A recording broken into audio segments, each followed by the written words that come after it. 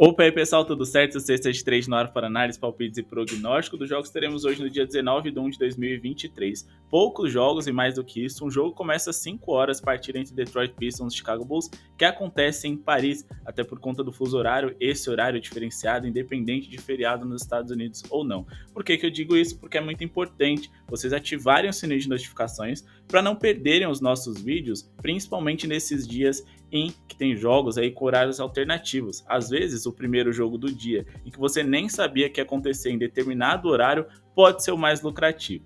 Se você não conhece ainda o Cesta de Trade, conheça agora. A gente sempre traz muitas análises, palpites e prognósticos para vocês com muita profundidade dentro da nossa análise. Números e estatísticas. Porque se você confiar nas estatísticas a médio e longo prazo, você sempre será lucrativo. Beleza? Então já vai deixando o seu like e se inscrevendo no canal. A meta é de 200 likes para esse vídeo de hoje. E comenta aqui embaixo o que vocês acham das nossas análises. Se vocês concordam, discordam.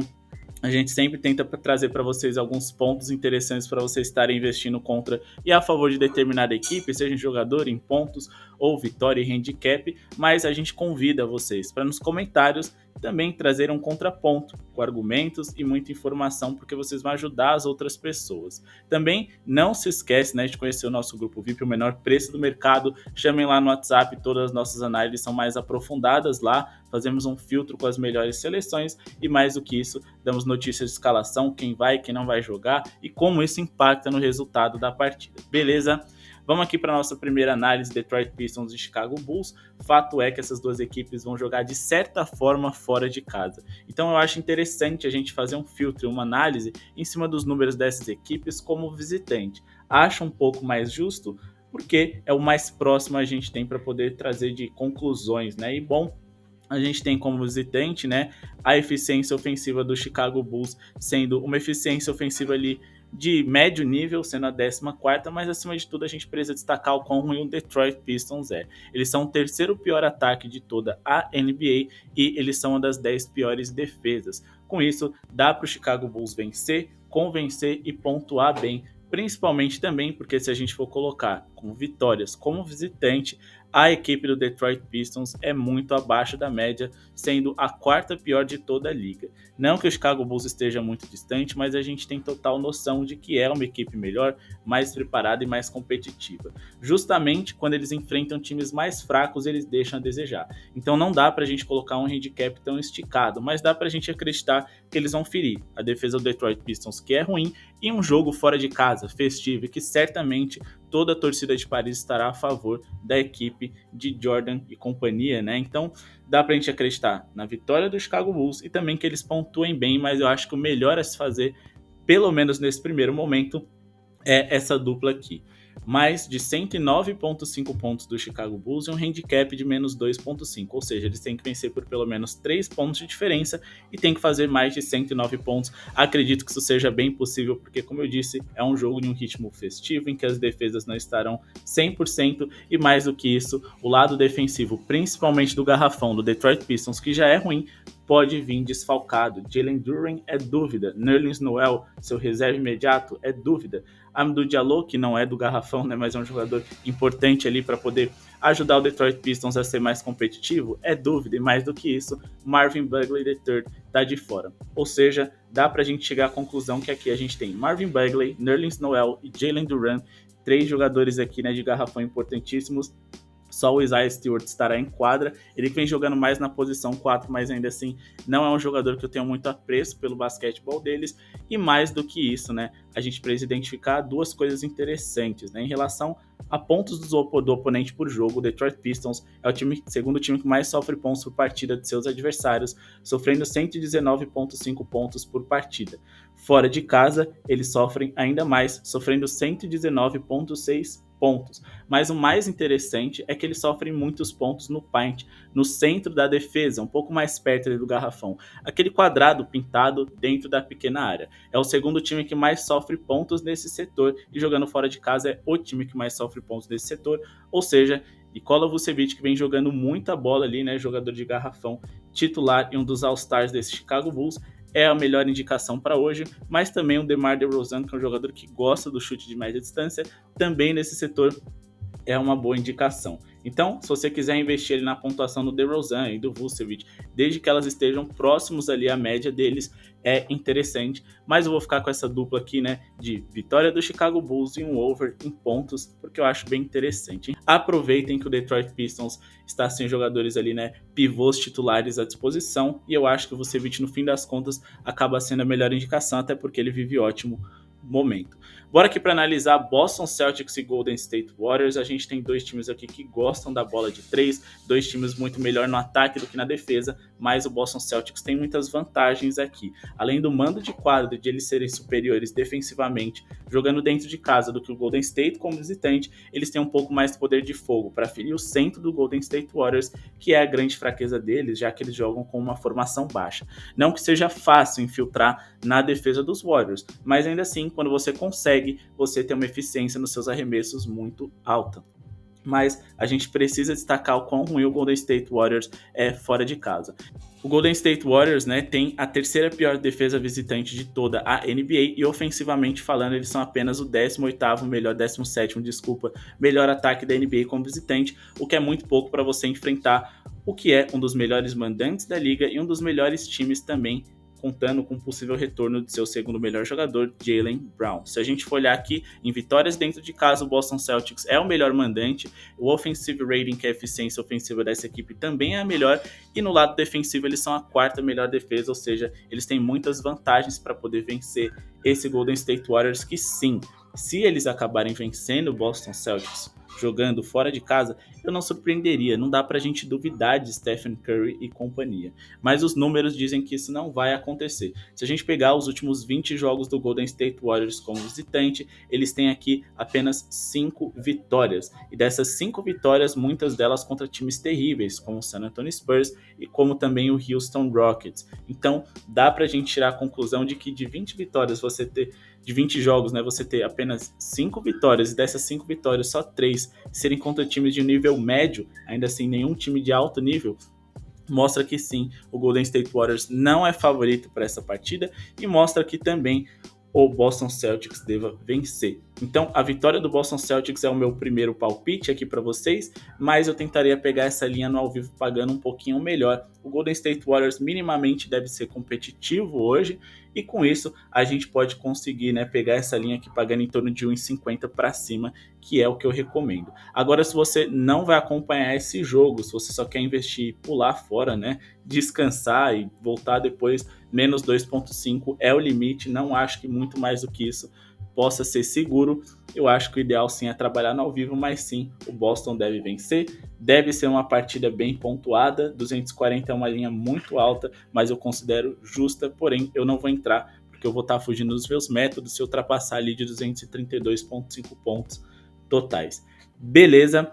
Lembrando também que o Boston Celtics tem uma boa defesa, então pode ser que esse jogo acabe não ultrapassando nem essa linha de 232,5 que eu estou pensando em entrar. Então, no fim das contas, eu vou só aqui com a vitória do Boston Celtics e vou ficar de olho ali numa linha de rebotes, né, de algum jogador do Boston. A gente tem ali o Jason Tatum, o Al Horford e também o Robert Williams III. Lembrando que o Golden State Warriors joga numa formação baixa, é um time com eficiência ofensiva ruim, vai enfrentar uma defesa boa, o que significa que a cada arremesso mais chance das bolas sobrarem. Com mais bolas sobrando, tendo uma formação baixa, mais fácil do adversário pegar rebotes. Mais do que isso, até por estratégia, o Golden State Warriors, depois de um arremesso, eles preferem recuar e reconstruir a defesa do que brigar por uma segunda posse. Então, estrategicamente, não está dentro do script deles brigar por rebotes ofensivos e, consequentemente, fica mais fácil dos jogadores do Boston ter um over nessa linha. Beleza? O jogo entre Minnesota Timberwolves e Toronto Raptors a gente vai deixar de análise exclusiva lá para o nosso grupo VIP, assim como a gente sempre faz toda rodada, colocando pelo menos um jogo para analisar exclusivo para a galera de lá. Bora pular aqui para Phoenix Suns e Brooklyn Nets e depois a gente analisa Portland Trail Blazers e Philadelphia 76ers para vocês. Se vocês querem essa análise exclusiva do jogo entre Minnesota Timberwolves e Toronto Raptors, a gente vai passar com base nas escalações mais perto do horário do jogo para vocês no VIP. Fechado? Phoenix Suns e Brooklyn Nets. O que a gente tem aqui para essa partida, né? Dois times desfalcados de seus grandes artilheiros. Kevin Durant de fora de um lado, Devin Booker do outro. Mais do que isso, Landry Shamet e Cam Payne, os dois principais pontuadores do banco de reserva do Phoenix Suns, também não devem jogar, e o Chris Paul é dúvida. Chris Paul esse que também é um dos principais armadores, na verdade o principal armador dessa equipe, mas que também ficou de fora por muito tempo. E até pela idade dele, né, ele pode vir sem ritmo hoje. Mas o mais importante para a gente analisar, vamos pegar aqui um recorte dos últimos 5 jogos dessas equipes, porque eu já adianto para vocês, nesse jogo entre Phoenix Suns e Brooklyn Nets, eu vou entrar com um under, tá? Eu vou colocar aqui um abaixo de 220 e pouco pontos totais, vamos ver aqui uma linha interessante, sempre pagando em torno de 1,50 no mínimo, abaixo de 227,5 pontos totais. Por que que eu vou fazer isso? Bom, se a gente pegar os últimos 10 jogos do Phoenix Suns, eles fizeram 101,5 pontos de média por partida.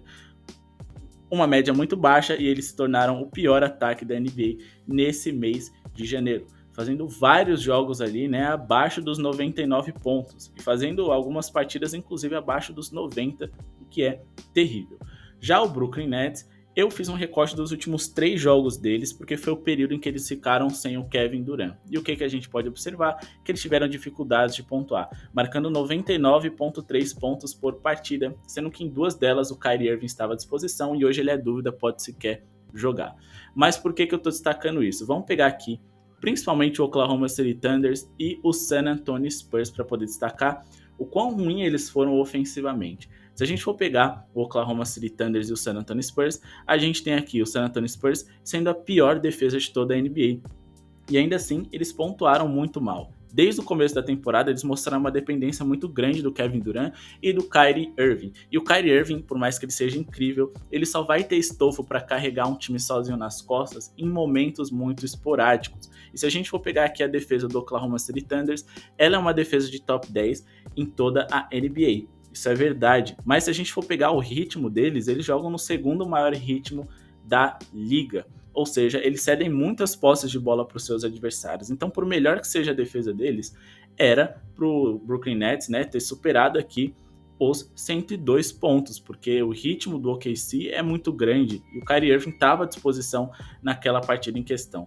Mais do que isso, vamos colocar aqui, né, os pontos que você cede para os oponentes por partida. O Oklahoma City Thunder cede 115,8 pontos de média para os seus adversários. Número muito alto. A gente tem que lembrar também, né, que naquela partida o Brooklyn Nets jogava dentro de casa. Então, vamos olhar aqui quantos pontos por jogo, jogando fora de casa, o Oklahoma City Thunder cede para os seus adversários. 117 pontos por partida, ainda maior do que a sua média. Então, era obrigação do Brooklyn Nets pontuar bem contra os Spurs e contra o OKC.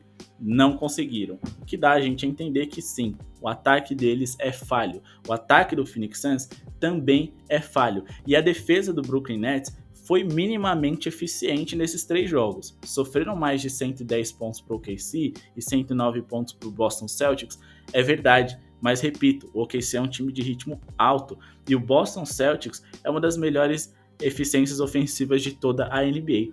Então, minimamente ok defensivamente, eles foram o que eu considero suficiente hoje para parar o Phoenix Suns, que tem o pior ataque do mês.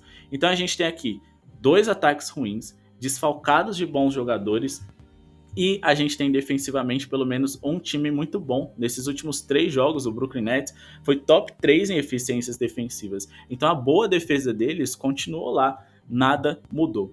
O único fator de risco que a gente tem é a defesa terrível do Phoenix Suns, mas, repito, o Brooklyn Nets ofensivamente vem deixando a desejar. Então a gente tem uma defesa boa, 2 ataques ruins e 2 times desfalcados de seus principais pontuadores. Mais do que isso, a gente tem times lentos. A gente tem aqui, né, o Phoenix Suns sendo um dos 10 times mais lentos da NBA, bem como o Brooklyn Nets, né? Os dois estão aqui localizados entre os 10 times mais lentos da liga, ou seja, eles vão ter poucos arremessos por minuto contra defesas, pelo menos uma defesa boa, né? E sendo que o ataque deles não é eficiente. O que isso significa? Que o under, na minha visão, é sim a melhor opção, abaixo de 227,5 pontos. Algum dos ataques vai falhar, dificilmente os dois vão funcionar no mesmo dia. Caso os 2 ataques estejam bem, eu conto com a defesa do Brooklyn Nets e conto também com o ritmo lento dessas equipes que vão ter poucos arremessos por minuto para esse under acontecer. beleza. Se o Kyrie Irving e o Chris Paul ficarem de fora aí, mais perfeito ainda pra gente.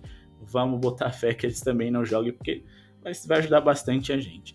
Para finalizar, Portland Trail Blazers e Philadelphia 76ers, mas antes, pessoal, já deixou o seu like, se inscreveu no canal, clica no botão de joinha, vai ajudar muito a gente. Se inscreve se você não é inscrito para não perder nenhuma das nossas análises. Beleza? E aqui a gente talvez vai ter a nossa análise mais aprofundada em relação a essa partida. A gente tem muita coisa boa para estar investindo, tá? Em relação à pontuação do Joel Embiid, vamos dar uma olhada nas linhas dele, mas a minha entrada preferida vai ser também na pontuação total dessas duas equipes, tá bom? Mas vamos só dar uma olhada aqui na pontuação do Joel Embiid e eu vou explicar para vocês o porquê que isso pode fazer sentido. Claro, eu vou esperar as linhas caírem, 33,5 pontos me parece muito alto, a não ser que estivesse pagando em torno de 1,90, mas ainda assim, tentar pegar o 31,5 ali para ele é interessante se a gente fazer aqui, né, o filtro de defesas versus posição. Ele quer pivô, joga do C aqui de center. O que a gente precisa? Da corzinha verde, um easy matchup, que é um encaixe favorável ali. Em relação a pontos, a gente tem aqui, ó, brilhando em verdinho, Portland Trail Blazers. A defesa do Portland Trail Blazers é um encaixe muito favorável para centers. Eles vêm sofrendo muitos pontos de pivôs, muitas assistências de pivôs, ou seja, permite que eles brilhem. Então, acho difícil que o Joel Embiid não tenha uma noite bem pontuada hoje, né? Principalmente porque a defesa do Portland Trail Blazers é bem irregular. Mas por que eu decidi investir na pontuação total dessa partida? Para esse jogo, a gente vai aqui no acima de 227,5 pontos, jogável até acima de 230,5, mas sempre que eu passo para vocês essas linhas de 50, pessoal, com certeza vocês vão pegar ela pagando melhor ali no ao vivo. Então, independente do que eu passo para vocês aqui no pré-jogo, dá para ser até mais lucrativo com isso. Por que eu acredito que isso deva acontecer? Primeiramente, a equipe do Portland Trail Blazers tem uma defesa ali bastante irregular, mas como eu expliquei para vocês, eles sofrem muitos pontos de pivôs. E o jogo do 76ers, basicamente ali, né, insistentemente, é o Joel Embiid pontuando bem ali no setor, atraindo dobras na marcação e encontrando companheiros livres como Harden e o Maxey, livres para arremessarem de 3, e também o PJ Tucker. Então a gente tem um caixa ofensivo favorável para a equipe do 76ers. Mas em relação à equipe do Portland Trail Blazers, como que eles podem ferir a equipe do Philadelphia? Bom, vamos fazer um filtro aqui mais curto, que foi um período, né, onde a defesa do 76ers teve uma piora nos últimos 10 jogos. Além, é claro, de que o Portland joga em casa, com o apoio da torcida e confiança total e em dia. A gente só precisa, de fato, que o Damian Lillard esteja à disposição e a tendência é que ele jogue. Beleza, Justice Winslow fora é bom, é um jogador defensivo, então para um over é interessante que ele não jogue. Fechado? Depois a gente fazer aqui esse filtro dos últimos 10 jogos, como está a defesa do Portland Trail Blazers. Bom, a defesa do Portland Trail Blazers está ali no meio da tabela, um pouco mais próximo dos 10 piores do que dos 10 melhores. Ofensivamente falando, ao contrário, eles estão mais perto dos 10 melhores do que dos piores, mas, como eu disse, a gente tem que destacar a defesa do 76ers, por sinal, nesses últimos 10 jogos aí, eles foram top 3 ataques, o que também é muito bom. A defesa do 76ers piorou bastante, eles que eram ali, né, um dos melhores da NBA, saíram do top 10 e mais do que isso, vem cedendo muitos pontos por jogo para seus adversários, 114,3 por 100 posses de bola. Mas o mais interessante é, qual que é o melhor jeito de você ferir um time com Joel Embiid, com James Harden, com PJ Tucker e com Tobias Harris? Jogadores pesados, é acelerar o jogo, é jogar no contra-ataque, botar um ritmo maior. Botando um ritmo maior, a gente tem mais posses de bola para os dois lados. Com mais posses de bola para os dois lados, mais arremessos, com mais arremessos, mais chances do over. Mas será que o Portland Trail Blazers vai acelerar o jogo? Será que eles têm motivos para isso, já que o Portland é apenas o 13º time mais rápido da NBA nos últimos 10 jogos, que é muito pouco? Sim, eles têm motivos. Vamos colocar aqui, né, quantos pontos de fast break, que é contra-ataque, né, quebra rápida de relógio, o Philadelphia sofre. É o segundo time que mais sofre pontos dessa forma. Nos últimos 3 jogos, eles pioraram essa média, estão sofrendo 17,3 pontos por jogo. E fora de casa, eles continuam sofrendo ali mais de 15, então ainda são top 5 times que mais sofrem pontos de contra-ataque. Então o Portland vai ter incentivo para acelerar o jogo. Eles precisam da vitória, ainda mais dentro de casa. Então eles precisam explorar a principal fraqueza de seus rivais. Um jogo lento só vai favorecer o Harden e só vai favorecer o Embiid. Mas será que a equipe do Portland é boa fazendo isso? Jogando dentro de casa, o Portland Trail Blazers é o quarto time que mais faz pontos de contra-ataque em toda a NBA, o que é muito bom. E certamente eles vão acelerar. A defesa dos dois times vai ter uma queda porque vai ser um jogo veloz de transição, onde você vai encontrar muitos espaços nas defesas e o Damian Lillard e o Harden podem encontrar esses espaços com passes. E mais do que isso, a gente tem muita bola de 3 do lado do Trail Blazers. Vamos fazer um filtro aqui também das bolas triplas deles, porque é interessante para a gente trabalhar com acima de. Se a gente for ver em eficiência e bolas de 3 convertidas por partida, o Portland Trail Blazers tá ali no top 10 de equipes que mais convertem bola de 3 e também estão ali no top 10 de equipes com melhor eficiência, sendo a sétima melhor nas bolas triplas. Então a gente tem times com uma boa bola de 3, inclusive o 76ers é o quarto, em eficiência. A gente tem times com encaixes ofensivos que prejudicam a defesa do outro, e mais do que isso a gente pode ter um ritmo mais rápido do que o normal para um jogo dos Sixers e para um jogo dos Blazers, porque essa foi a fórmula do sucesso para você ser competitivo contra o Philadelphia. Acelerar o jogo e fazer pontos de contra-ataque, o que significa economia no relógio, mais arremessos e mais chances do acima dele. Então, repito, o meu palpite para Philadelphia 76ers e Portland Trail Blazers é acima de 227,5 pontos. Fechado.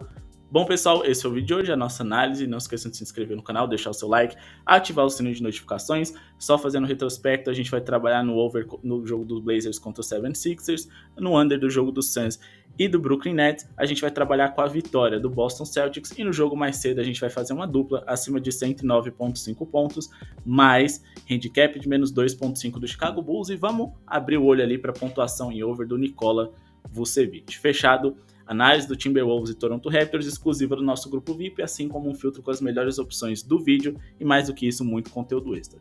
Muito obrigado pela sua audiência e falou!